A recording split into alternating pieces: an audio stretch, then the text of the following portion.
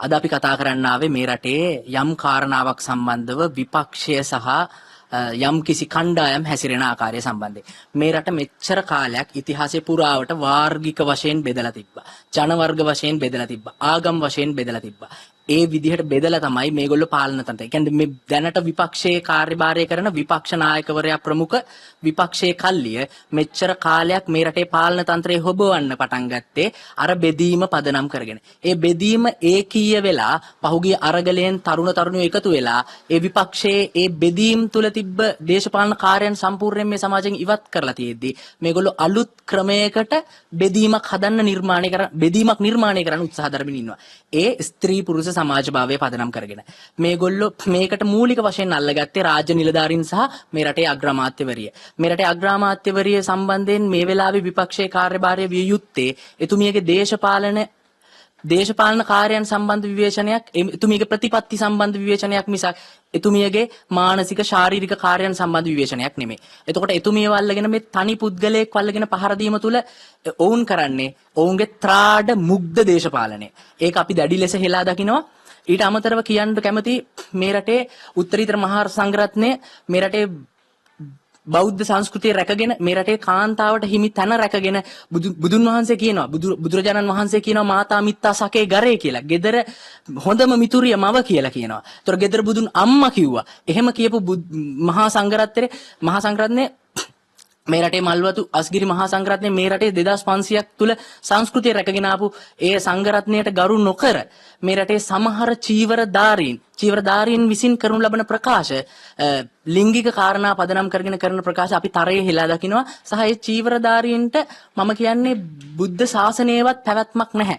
මම කියන්නේ සමස්ත කාන්තා ප්‍රජාවගෙන් එම චීවරධාරීන් සමාව ගන්න ඕනේ. ඊට අමතරව මට මේ විපක්ෂ නායකවරයා, ඒ කියන්නේ සජිත් ප්‍රේමදාස යුගය ගැන ඉදිරියට කියනවා නම් ඒක මුල ඉඳලා පටන් ගත්තොත් එතුමගේ තාත්තා ගෝණවල සුනිල් කියලා ස්ත්‍රී දූෂකයෙක්ව ගෙනල්ලා නිදහස් කරලා ජනාධිපති සමාව දීලා තමන්ගේ ළඟ තියාගෙන හිටියා. ඊට පස්සේ ආපු චන්ද්‍රිකා කුමාරතුංගගේ යුගයේදී ප්‍රසිද්ධ ගායිකාවකගේ කොණ්ඩේ කැපුවා.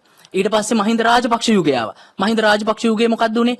මාධ්‍යවේදීන්ට නිදහසේ ඉන්න දුන්නේ නැහැ, රාජ්‍ය නිලධාරීන්ට නිදහසේ ඉන්න දුන්නේ නැහැ, රාජ්‍ය නිලධාරීන්ව ගස් බැන්දා. රාජ්‍ය නිලධාරීන්ට නිදහසේ රාජ්‍ය සේවයට යන්න දුන්නේ නැහැ, මාධ්‍ය ආයතන වලට මාධ්‍ය ආයතන පවත්වගෙන යන්න දුන්නේ නැහැ. එතකොට එයාලගේ පටුව රුමුණු මුණුවින් මාධ්‍ය ආයතන පෙනී හිටියේ නැත්නම් ඒගොල්ලෝ මොකද කරේ? මාධ්‍ය ආයතන ගිනි තිබ්බා. ඒගොල්ලෝගේ පටුව අරමුණු වෙනුවෙන් රාජ්‍ය නිලධාරීන් පාලනය වුණේ නැත්නම් ඒගොල්ලෝ කියන විදිහට රාජ්‍ය නිලධාරීන් හැසිරුනේ නැත්නම් ඒගොල්ලෝ රාජ්‍ය නිලධාරීන්ව ගස් බැන්දා. ඊට අමතරව මොකද කරේ? විදුහල්පතිවරු ධන ගැස්සුවා. විදුහල්පතිවරු ධන ගැස්සලා රාජ්‍ය සේවය ඒගොල්ලන්ට ඕන විදිහට දේශපාලනීකරණය කරපු යුගයක් තිබ්බේ. ඒ යුගය සම්පූර්ණයෙන්ම ඉවර කරා පහුගිය කාලේ ජනතාව, තරුණයෝ, කාන්තාව සියලු දෙනා පෙළ ගැහිලා. එතකොට ඒ යුගය නිමා කරා. ඊට පස්සේ මොකක්ද උනේ? මාධ්‍යවේදීන්ට කිසි නිදහසක් තිබ්බේ නැහැ. අනිත් එක හොඳම කාරණාව දැන් විපක්ෂය ඇතුළු කල්ලි සියලු දෙනාට පුළුවන් වෙලා තියෙනවා මේ රටේ ගරු අග්‍රාමාත්‍ය කියන තනතුර විවේචනය කරන්න. ඒ කියන හරිනි අමරසූරිය කියන ඇයව විවේචනය කරන්න හැකියාව තියෙනවා. අතීතේ මොකද උනේ? අතීතේ එහෙම විවේචනය කරා නම් මොකද උනේ? මැරුවා. මොකද අපිට හොඳ අතීතයක් තියෙනවා. මම දැක්ක පහුගිය දවසක ලොකු වැඩසටහනකුත් කරලා තියෙනවා ලසන්ත වික්‍රමතුංග. මිග්යානා ගනුදෙනුව ගැන කතා කරා විතරයි. මොකද්ද ලසන්ත වික්‍රමතුංගට උනේ? ලසන්ත වික්‍රමතුංග මහා පාරේ ඝාතනය උනේ.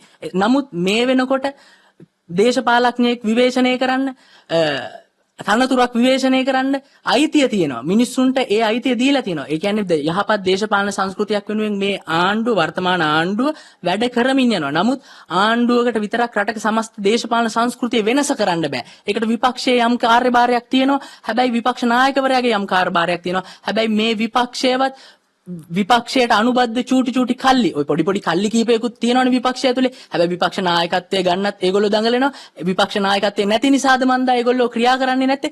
නමුත් ඒගොල්ලෝ ඒවට විනය ක්‍රියාමාර්ග ගත යුතුයි. හැබැයි විනය ක්‍රියාමාර්ග ගන්නේ නැත්නම් මම කියනවා සමස්ත කාන්තා ප්‍රජාවට, සමස්ත කාන්තා සමිති වලට මේ රටේ මහිලා සමිති තියෙනවා, කාන්තා ප්‍රජාව ඉන්නවා, කාන්තා සංවිධාන තියෙනවා. කාන්තා සංවිධාන වලට පෙරට එන්න, සියලු කාන්තාවන්ට පෙරට එන්න, තාරුණ්‍ය පෙරට එන්න. මම කියන්නේ විපක්ෂ නායකවරයාගේ විපක්ෂ නායක කාර්යාලයේ වටලමු අපි. වටලලා හෝ මේකට යුක්තිය සාධාරණ ඉෂ්ට කරගන්න ඕනේ.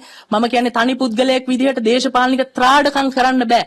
මේ රටේ අගමැතිවරියට ත්‍රාඩ විදිහට මෙහෙම පහර දෙන්න බෑ. මම කියනවා සමස්ත කාන්තාවන්ට මේ ත්‍රාඩ මුග්ග ලෙස විපක්ෂයේ හැසිරීමට විරුද්ධව පෙරට එන්න විපක්ෂ නායකවරයාගේ කාර්යාලය හෝ විපක්ෂ නායක කාර්යාලය නැත්තම් නෙළුම් මාවත හෝ වටලන්න හැම එකම වටලලා හරි මේකට සාධාරණයක් ඉෂ්ට කරන්න කාන්තාවනි පෙරට එන්න තරුණයිනි පෙරට එන්න කියලා මගේ කතාව ඉවර කරනවා.